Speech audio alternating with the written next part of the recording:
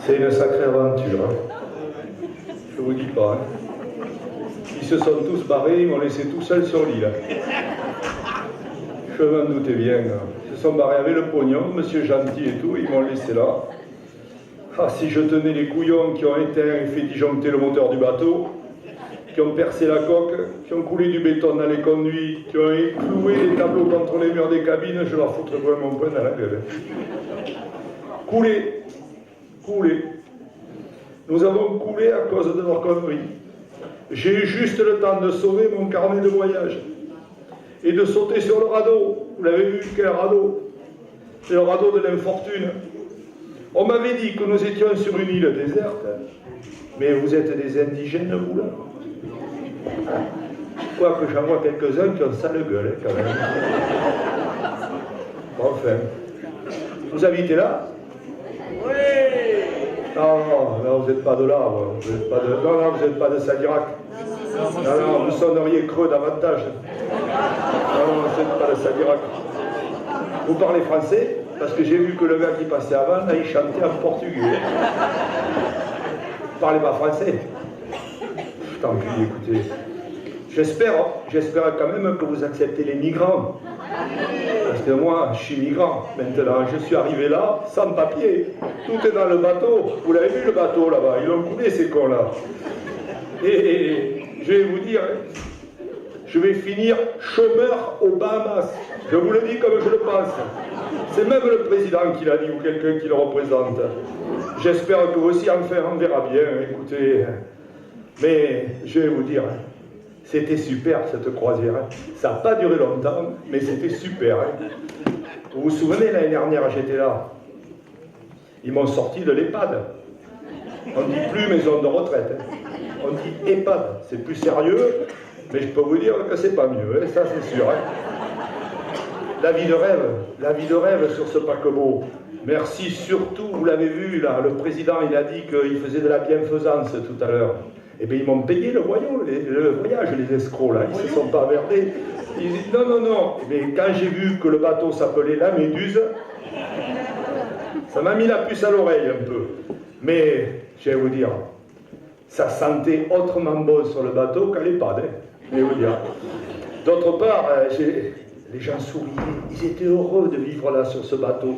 Personne ne me commandait, je faisais ce que je voulais. Je me levais quand j'avais envie de me lever, je mangeais ce que je voulais, j'étais heureux, quoi. Et inutile, par exemple, je vous donne un exemple, inutile de prendre la douche le matin, quand j'enlevais ma couche de la nuit, j'allais directement à la piscine, impeccable. C'était super, même pas à me laver. Mais j'avais jamais vu ça. Je sonnais. Au lieu de m'apporter le pilulier, il me portait mon petit déjeuner au lit. Et avec mes potes, là, vous avez vu mes potes, là, je m'étais fait des potes, là, Jean-Paul, Bernard, Pierre-Jean. On avait fait confiance à Michel. Vous ne le connaissez pas, Michel? Il nous avait dit, c'est lui qui nous avait trouvé le filon, il nous avait dit, venez aux îles avec moi, vous blanchirez tout ce que vous voulez. Effectivement. Je crois que j'ai blanchi, mais pas ce que je voulais. Et je vais vous faire une confidence. Et elle est vraie. La semaine dernière, le Michel, il a travaillé au Black toute la semaine. Au Néo-Zélandais, il a travaillé. C'est un secret. On rentre fauché, mais bronzé. Enfin, presque. Là-bas, sur la Méduse, je vais vous raconter les choses que j'ai vécues, que j'ai mis dans mon carnet, mais qui sont vraies. Vous pouvez les vérifier. J'avais des beaux draps bien propres, en soie, rose. Je faisais la grasse matinée. La grasse matinée. Il y a une éternité que je n'avais pas fait la grasse matinée. Je faisais mon petit pipi, mon petit caca tranquille, et après je me levais. La grasse matinée, c'était bien. Pour aller aux toilettes dans le jacuzzi, et c'était parfait. À l'EHPAD, c'est pas comme ça. Ils vous font lever avant le pipi et avant le caca. J'ai beau leur dire que je fais ce que je veux, ils veulent pas m'entendre. Mais c'est pas possible, c'est l'enfer. Sur la Méduse, je dormais comme un loir. J'ai jamais aussi bien dormi. J'avais été voir une fille, on appelle ça une diététicienne. Elle était épaisse comme un haricot vert extra fin, elle était superbe. Et elle m'avait dit, monsieur, vous êtes en parfaite santé. Pour le soir, vous n'avez besoin de rien. Vous pouvez dormir tranquille. Le soir, vous dormirez peut-être en prenant un Lexomil et un cachet de Viagra. Je n'ai pas compris quel était le rapport. Elle m'a dit, depuis, c'est vrai, j'ai le sommeil d'un fonctionnaire du conseil départemental au boulot. Je dors tranquille. Et elle m'a expliqué, avec le Lexomil, vous dormirez. Ça, c'est vrai. Mais je ne comprenais pas pourquoi elle me donnait du Viagra. Et elle me dit, avec le Viagra, vous aurez une béquille pour ne pas risquer de tomber de la couchette. Eh bien, ça a marché. Je ne suis jamais tombé de la couchette. Eh bien, croyez-moi, c'était une croisière en toute sécurité. À l'EHPAD, ils vous attachent pour pas que vous tombiez. Là, les deux cachets, ça faisait exactement le même effet. Et tout le monde y serait rentré, vous y serez rentré dans ce paquebot. Il était immense ce paquebot. C'est comme qu'il se soit appelé la Méduse, c'est tout. Bon, c'est comme ça. Il y avait de ces serveuses, je vous dis pas, des serveuses autres que celles que je voyais tous les jours à l'EHPAD. J'étais content. Elles étaient belles comme tout. Vous allez les voir tout à l'heure. Elles étaient belles comme des infirmières et douces comme la peau de chamois que j'utilisais pour essuyer ma première de chevaux. Vous voyez si c'était beau. Et la bouffe, et la bouffe, et la bouffe. Rien à voir avec l'EHPAD. De vrais morceaux de viande, il y avait sur le paquebot, de vrais morceaux de viande, de vraies patates, de vrais poissons, de vraies tartes, et surtout, pinard à volonté. C'était impeccable. Le rosé, j'ai beau réclamer à l'EHPAD, ils m'ont dit que c'était interdit. Il y a un directeur d'EHPAD ici que je connais, que j'ai vu dans la salle, il interdit le rosé chez lui. Mais moi, sur le paquebot, tant que je voulais, il y avait une fontaine à rosé. C'est vous dire si c'était bon. Et le menu, c'est autre chose. On m'a dit que le traiteur du paquebot était mondialement connu.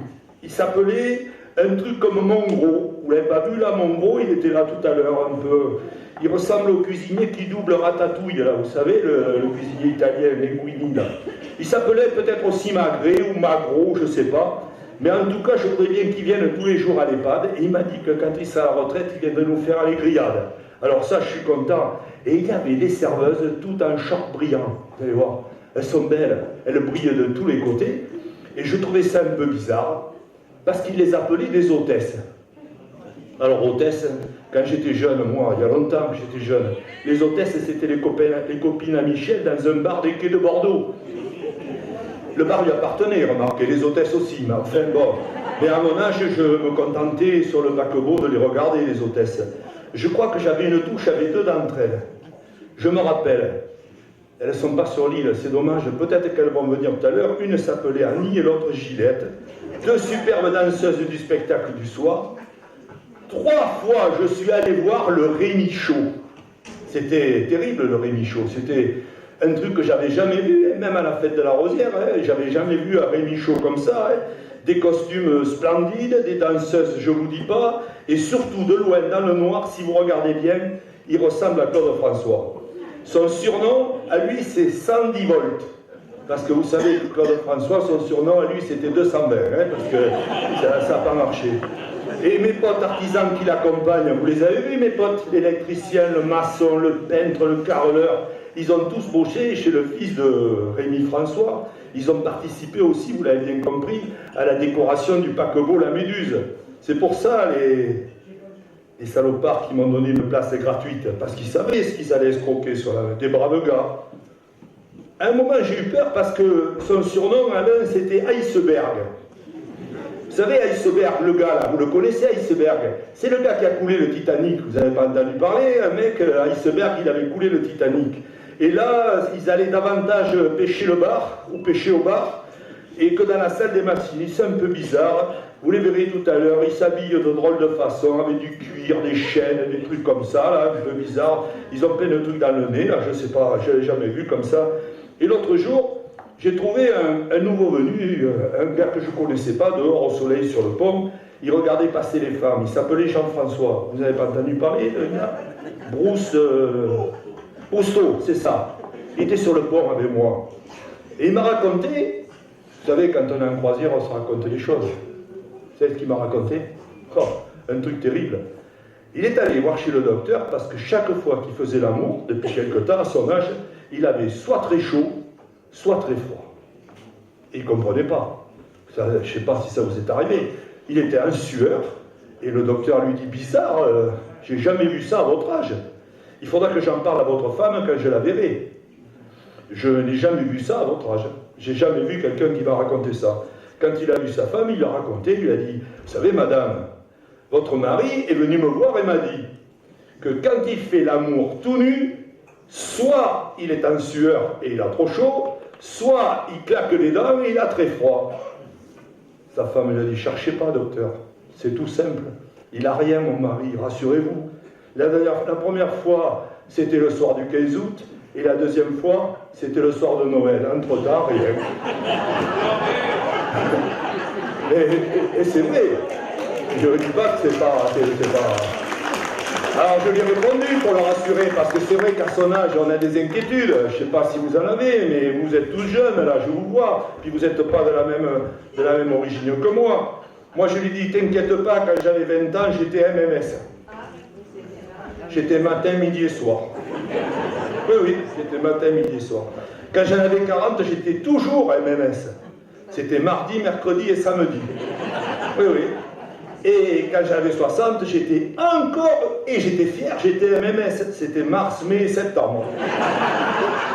Et maintenant que j'ai 70 ans, je suis toujours MMS. Je suis mon meilleur souvenir. Et il n'a pas aimé, parce qu'il a découvert que lui, son magasin de souvenirs, il avait ouvert il y a déjà 10 ans. Je veux dire. Je racontais, je m'étais fait une copine sur le bateau, Ginette, elle s'appelait. Ginette, je précise bien pour pas qu'il y ait d'ambiguïté. Ginette, c'était l'ancienne femme d'un chauffeur du conseil départemental. Et alors, la pauvre, bon, elle était âgée, un chauffeur des années 60. Cette pauvre femme, elle n'avait pas la lumière à tous les étages. Mais comme son mari avait été chauffeur, elle prenait son fauteuil roulant, et dans les coursives, elle faisait la course le plus vite possible, elle passait dans les coursives, et il y avait Jean-Paul là. Jean-Paul, il était sur le radeau tout à l'heure, vous l'avez vu, c'est l'ancien policier. Il se mettait en travers et disait « Ginette !» Elle s'arrêtait comme un bon chauffeur du conseil départemental, elle s'arrête toujours quand on lui dit « Ginette !» Elle s'arrêtait « Vos papiers !» Elle fouillait dans son sac, elle cherchait un ticket de Leader Price, parce qu'elle allait chez Leader Price. Elle avait un papier qui traînait, elle lui donnait. Jean-Paul disait, vas-y, allez-y, c'est bon, circulez. Et la Ginette repartait contente, elle droppait, hop, 10 mètres plus là, il y avait Bernard, l'autre flic, qui l'attendait. Vos papiers, votre attestation d'assurance. Elle fouillait, elle avait récupéré une feuille de salade au repas, elle sortait la feuille de salade. C'est bon, vous pouvez circuler. Elle tournait, à un moment elle arrive dans un virage, face à elle, il y avait un gars tout nu, je ne dis pas le nom, hein. Le sexe en érection, il attendait, et Ginette s'arrête, elle dit non, pas la proteste encore, ça fait 3 fois dans la même journée. Franchement, c'est pas possible, c'est vrai, vous la verriez, Ginette, c'est une brave femme, hein. Et à bord, il y avait un gars très sympa, je vous le conseille, d'ailleurs, si vous refaites une croisière sur la Méduse, quand ils l'auront renfloué, je vous conseille, c'est le Toubib. Un Toubib super, un mec sympa qui comprenait les problèmes des vieux.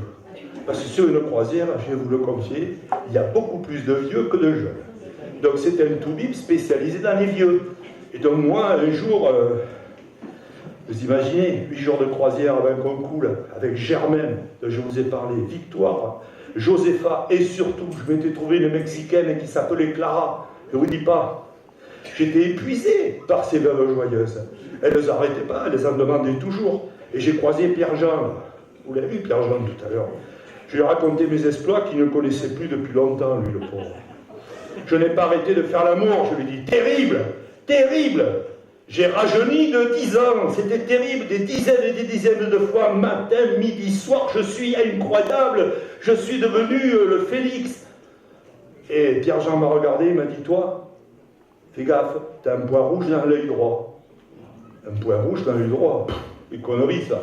Il dit que j'ai un point rouge dans l'œil droit, il plaisante toujours, je ne me méfie pas.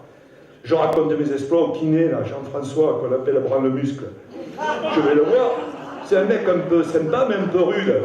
Et il me dit, dis donc, t'es pas en très grande forme, toi. Pourquoi? Il me dit, t'as vu, t'as un point rouge dans l'œil droit. Ah merde, j'ai un point rouge dans l'œil droit. Ça fait la deuxième qui me dit ça. Puis je retrouve ma Mexicaine, le soir, et elle me dit, t'as vu? Panne complète, rien. Elle m'avait donné du guacamole au gingembre, elle m'avait donné du steak au poivre, elle avait tout essayé, rien, nada, impossible. Ce coup-ci, elle me dit, va voir le docteur, d'ailleurs, tu as un point rouge dans l'œil droit. Un point rouge dans l'œil droit. Ça commençait quand même à me turlupiner. Je vais voir le toubib dont je vous parlais, je lui raconte, je lui dis, regardez docteur, il paraît que j'ai un point rouge dans l'œil droit. Il regarde, il me dit, déshabillez-vous. Non, j'ai dit, j'ai un point rouge dans l'œil droit. Et il me dit, déshabillez-vous. J'enlève mon t-shirt. Non, tout nu, il me dit, tout nu. Mais, docteur, j'ai un point rouge dans l'œil droit. Non, tout nu, il me dit. Il m'ausculte, et à la fin, il me prend les testicules, il serre fort, regarde mon œil, il me dit, le point rouge, c'est pas grave, vous êtes sur la réserve, il me dit. Alors, c'était pas terrible, c'est comme ça.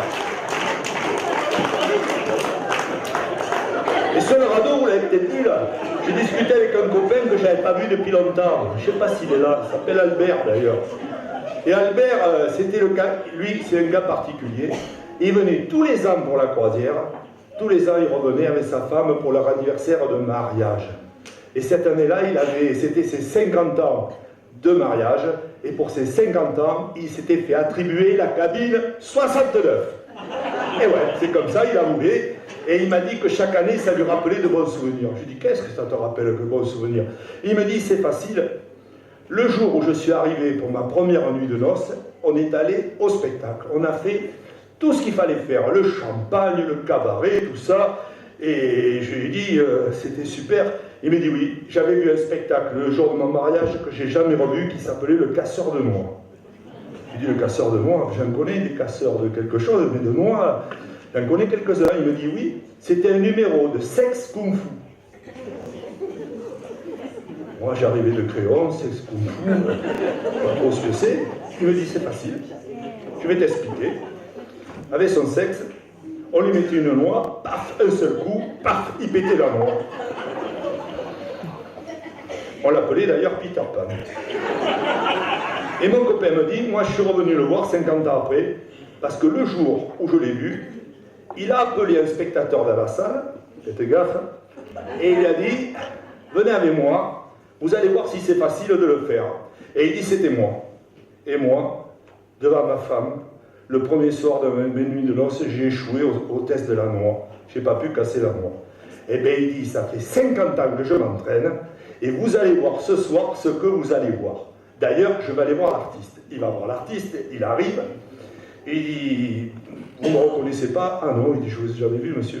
Mais vous ne me reconnaissez pas, il y a 50 ans, là, je suis venu avec ma femme pour ma nuit de noces, je ne reconnais pas. D'ailleurs, je suis Peter Pan Junior, je suis le fils de Peter Pan. Ah bon, il dit, ben écoutez, moi, je vais vous demander quelque chose ce soir. Vous allez faire semblant de choisir quelqu'un dans la salle, et vous me faites venir sur scène pour essayer de montrer à ma femme que 50 ans après, j'aurais enfin réussi. Je m'entraîne depuis toute l'année. J'avais remarqué quelque chose, il dit, quand je reste avec mon col ouvert de chemise, j'ai la nuque raide. Et donc depuis, je me promène à 50 ans avec la braguette ouverte. Donc vous allez voir, c'est pas impossible que ça ait son effet. Et il dit, évidemment, le soir arrive, on se fait beau, on met les nœuds partout, de tous les côtés, c'était les circonstances, et nous voilà partis avec Peter Pan. Et nous arrivons au spectacle de Peter Pan, et à la fin, on lui présente une brique, paf, la brique est brisée. On lui présente une planche, paf, la planche est brisée. On lui présente un melon d'Espagne, paf, il fait exploser le melon d'Espagne. La femme de mon copain Albert, elle ne sait pas. Et puis on arrive au moment de la noix. Et il dit, bon, messieurs, dames, est-ce qu'il y a un volontaire pour voir si c'est facile de casser une noix? Alors évidemment, attendez-vous monsieur, il dit, et il prend mon copain Albert. Mon copain Albert arrive, il s'installe devant la noix, il prend son élan, paf, que dalle, la noix ne bouge pas. Il refait une tentative, paf, la noix ne bouge pas, intacte. Il dit, c'est normal, parce que vous avez changé la noix. Mais autrement, si vous n'aviez pas changé la noix, ça serait exactement pareil. Sauf que sa femme, elle n'a pas compris comme ça. Elle lui a expliqué qu'en fait, l'épreuve de la noix, eh ben, l'épreuve de la noix, il ne l'avait pas reçue. Et il dit, pour le reste, c'est quasiment pareil. Mais la prochaine fois, monsieur, remettez la même noix qu'il y a 50 ans et vous verrez que je réussirai. Enfin, c'est ce qu'il a dit. Mais le problème, c'est qu'on n'a jamais vu l'épreuve finie. Il a tellement vexé sa femme qu'elle l'a ramené dardard à la chambre 69, elle a fermé la porte et on ne les a jamais revus de toute la croisière. Ils doivent être en train d'être avec les poissons sous l'eau, là, c'est à peu près sûr. Mais quelle belle croisière, j'ai fait un rêve. J'espère qu'ils ne vont pas venir me chercher sur l'île déserte à l'EHPAD. Tenez, l'autre jour, j'ai vu mon pote Michel, un mec sympa aussi. Je lui ai dit, Michel, je vais te dire, ma vie est finie, mais la plus belle chose sur la terre, mon gars, c'est encore de faire l'amour. Il m'a répondu, peut-être pour toi, mais pour moi c'est Noël. Ah bon, pourquoi c'est Noël? Il a dit, Michel m'a confié, pensif, il m'a dit, ça revient plus souvent. Alors, d'ailleurs, ça arrive bientôt Noël. C'est le jour que ma copine Denise préfère, car elle se dépêche de sucer tous les nains sur la bûche, avant tous les autres, car il y en a tellement longtemps qu'elle ne sait plus ce que c'est. Elle ne se rappelle plus, elle, de l'amour et de Noël. Mettez vos cruches sous le sapin, tous. Allez, je pars à la plage. Allez pas du dame me chercher, et je suis certain, ils sont tellement cons qu'ils vont venir me récupérer. Quelle belle croisière de ruches, de cruches. J'en rentre médusé, pourvu qu'il m'oublie sur l'île déserte. Et puis, à l'année prochaine.